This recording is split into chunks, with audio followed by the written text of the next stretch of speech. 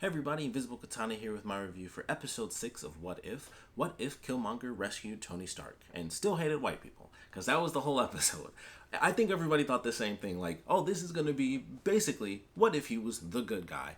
And it would be a really easy way for them to say, like, hey, well, we could kind of bring him back into, live action. If we so choose, we can kind of do that. Because even before the passing of Chadwick Boseman, people were like, Killmonger's pretty sweet. Like, he's a great villain. A lot of people would love that character. I mean, he'd be such a different character if he was a good guy. Like, it would change why people liked him, ultimately. But I think if we already had him as a villain, people would be like, sure, let's bring an alternate universe version of him as a good guy. And everybody would be fine with it because it's like, well, technically, we just have Killmonger back. Plus, at this point, with the unfortunate passing of Chadwick Boseman, a lot of people wanted that anyway, where I was like, oh, well, they could, find some way, it's comic books, and especially they were already going into it anyway with the alternate universes. Well, we just kind of bring them over. Obviously, all this stuff was planned out, and, all the voice work, all that stuff was done long before Chadwick Boseman's passing, so this never played a part. Like, this was always going to be, like, he was just evil, and, it was never meant to be a part of any sort of potential plans anyway. But it was a good episode for sure. Like, they were going through and it was like, okay, he starts off pretty simple. He saves Tony, he grabs a missile, which he was super confident about, and he was just like, it'll be fine. And he just chucks it, and then it blows up in the air, and it's like, oh, cool, like, this dude saved me. That's great. And so, of course, they go through the whole spiel where it's like, it's weird that you happen to be there just to save him. And it's like, all right, I think we've heard enough of this. And so he's like, oh, she's saying that if me being there was because I had some sort of secret, insider information. She's right. And then he's just like, here's all the information. Boop, boop, boop. He's bad. And then it was just like, oh, okay, well, there goes all of Iron Man 1. Like, Iron Man doesn't happen because, of course, he's not stuck in the cave. Obadiah Stane he's defeated instantaneously, where it's like, here's everything. Like, he's the bad guy. I'm the good guy. Check it out. And it was like, oh, well, that's an easy way in. And so, of course, he's Tony's new buddy. Tony, of course, stays as the douchebag. We have, old school douchebag Tony Stark, where it's just, I make money and I drink. He drinks a lot, which is a classic Tony Stark thing. They don't really touch on it much in Iron Man, in the MCU, I should say, outside of, there's like one scene, I think, in Iron Man 2 when him and Rhodey end up having that fight. That's like the only time where they ever focus on that, where like he's drinking and stuff. And I think that was kind of the point of Iron Man 2. Like, he's even drinking, I'm pretty sure he's drunk in the scene when he's like sitting in the donut, which is, I guess it's the more, who knows, he was just sitting in the donut. But the point is, he drank a lot in that second movie, and that was kind of to reference the whole demon in the bottle stuff that he dealt with in the comic books. But in this, he was just like, well, I'm not Iron Man, I might as well be an alcoholic. And that's pretty much what happened. So they go through the process, and it's like, all right, well, things just keep working in Killmonger's favor. It's like, oh, well, this thing happens. It's like, I was going to do that. Forget it. And then Tony's like, well, what were you going to do? And then he's like, they bust out with the whole Gundam talk, which is cool. And Michael B. Jordan does like anime, so I like that they put that reference in there. I thought that was pretty funny. So they flat out say Gundam. The droids, oddly enough, the robots end up looking like the robots from Iron Man 2, which I thought was interesting. So they go through this whole process. It's like, we need vibranium, and, I had this ring and stuff. We can melt this down, and, you come across stuff and this and that. All these little things here and there.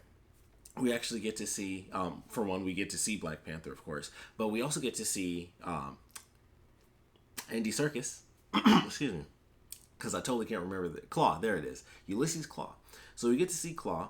And this being, during Iron Man 1, it's actually really interesting to see all the characters, because when they bring in all the Black Panther stuff, it's like, okay, well, yeah, he's the Black Panther, but when they actually go to Wakanda, it's like, well, yeah, his dad's still alive, his mom's younger, we actually see her in the fight because it's, 10 years earlier, and then we also see Shuri, and she's like 8 years old. I was like, this is actually really cool. Like, it just introduces all this stuff super early, and with Killmonger kind of constantly going through his plan, he kills off both characters. He kills off both Black Panther and War Machine before, of course, he's War Machine. So he kills both of them off, and it's like, yeah, I gotta do what I gotta do. So they both end up dying. They have a really cool scene where they show them like both going back to their homes and stuff. And I was like, oh, this is a really, just the way that they did that scene was interesting.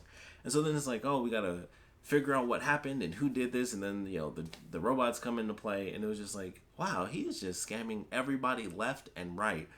And he doesn't really do it, of course, like he does in the film, because he's doing everything that he needs to do. It's a lot more stealth, but it's overall, I'd say it's more grand when you really consider everything that he's doing. Like, it was grand in the first movie too, But this is definitely, I feel, more grand. Like he made a flat out war happen, against against Wakanda, and then he was like, I'm the hero, and it's like, oh man, Tony Stark must have had the emergency backup. Like he never trusted anybody. He was a monster. And I was like, huh, this is so interesting. But great fight scene. They're going through, taking out all the robots and stuff, stabbing them in the face because that was their weak point, I guess. It is what it is. But super cool. Like they're just throwing spears, and like when they literally are like just pulling them out, and I'm like, they shouldn't be able to do that. Like I know that they have vibranium spears, but still, like they were pulling them out like butter. Like it was just like a hot knife through butter. Like I think it was when she bent that, like he threw one, and then the queen, because I can't think of her name, I think she literally grabbed one from in between two, and she just lifted it straight up, and it just ripped through. And I was like, I know it's vibranium, and vibranium's like the best thing ever is like vibranium and adamantium. But she just pulled it, and I'm like, I still don't think that would work. Like she would still have to have like super strength to just pull through metal. Like it doesn't matter if vibranium is that good. Even if something can cut through something, it takes force. Like a knife can cut through butter, but you still have to put pressure on it. It's not like a laser beam every time. Like even a hot knife, you still have to put a bit of pressure there. And I know she put some pressure, but I'm like, I don't think vibranium was that good. And it was like a lightsaber, and she just went, and just pulled it out. And I was like, I don't think that would work. That doesn't make a lot of sense.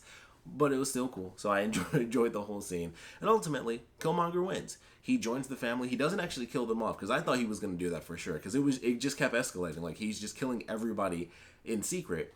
And it just kept going further and further. So I was like, okay, he's gonna be like, yeah, I'm the savior here, and I won and everything. And once they gave him the actual powers of the Black Panther, I was like, oh, here it is. He's gonna just wipe everybody out, and then it's game over.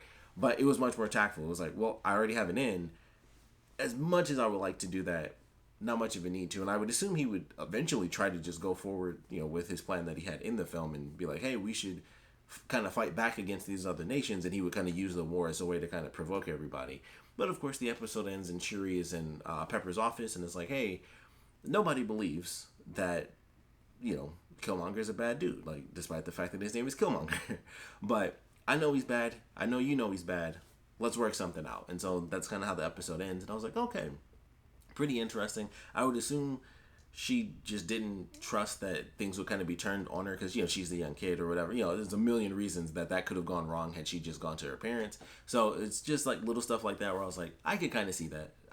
The thing that I find harder to believe is that she somehow left all of Wakanda and went to this woman's office, and that wouldn't have got, like that somehow wouldn't have got to Killmonger, and he would have been like, oh, she's doing something that doesn't work for me. So I thought that was a little weird that somehow she made it to the person that she clearly knows is going to be, kind of iffy on Killmonger, but somehow that wasn't important enough. Like that didn't matter.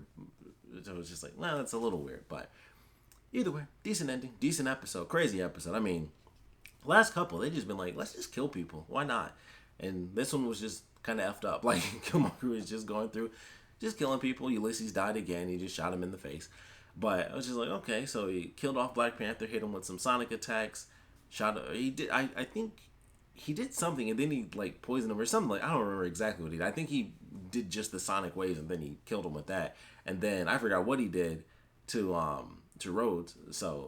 So he killed him off, and then of course Tony was trying. He was like, and I thought it was cool. It made sense. Once again, young Tony Stark, he wasn't as smart about things as far as, hating somebody and stuff. And he was like, oh, I'm not going to have you arrested. This is just full on revenge. And I was like, that kind of fits. This is a much younger version of his character. And he's also done that. I can't even remember which movie that was. But there was some movie where that was kind of like his thing, where he was actually just straight up pissed that people were going, against the people that he cared about. Partially, Civil War, definitely comes to mind when it came to his parents. And it was like, yeah, this is revenge, period. And that's all there is to it. But I think there's been a couple of moments where he's like, I'm going to fight for the person I just lost, or, almost lost and could lose if I lose to this person. So he's definitely had moments of like pure just like vengeance, and I'm going to have to kill this person type stuff. And this was a much younger version of him, who was still the drunk playboy, which he was probably drunk even in that scene. Like he was literally drinking as he's watching this dude fight a giant mech inside of his house. And he's just like, hope he dies soon.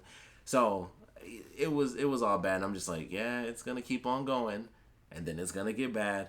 And then, of course, he threw a spear from across the room, and Tony was just like, ooh, I got stabbed. I'm like, I feel like he still could have dodged that. Like, you see he's got a spirit. Like, maybe just try not to just stand still. But they killed him off again, so he keeps dying. I don't know. They just keep killing him every time Tony shows up. He's dead. But it is what it is. All in all, I still enjoyed this episode. I'm looking forward to the next couple because I think we only have 9 episodes, if I'm not mistaken. So we only got 3 more to go. So I'm excited for it for sure. I think the next one is going to be like the Thor episode, and then I believe the last 2 they're definitely going to officially give us like, you know, what's going to happen in What If, because I think we're doing the crossover stuff. So looking forward to those for sure. Of course, we'd love to know what you guys thought about this episode, so please put your comments down in the comment section below. Let me know your favorite parts, your least favorite parts about it. With what they did, I would love to know your thoughts on that. Like, did you guys think that he was going to be, you know, like the good version of him and then it would just be a different story? Or did you assume that it would just be another way for him to be the bad guy? And technically, he definitely won in this one. Compared to the movie, you know, he died.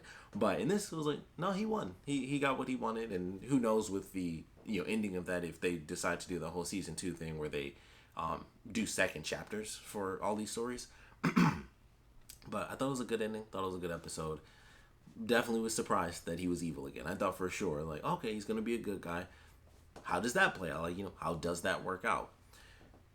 He's not good, though. It just is what it is. But we'd love to know your thoughts, like I said. So please put your comments down in the comment section below. And, of course, thanks for watching.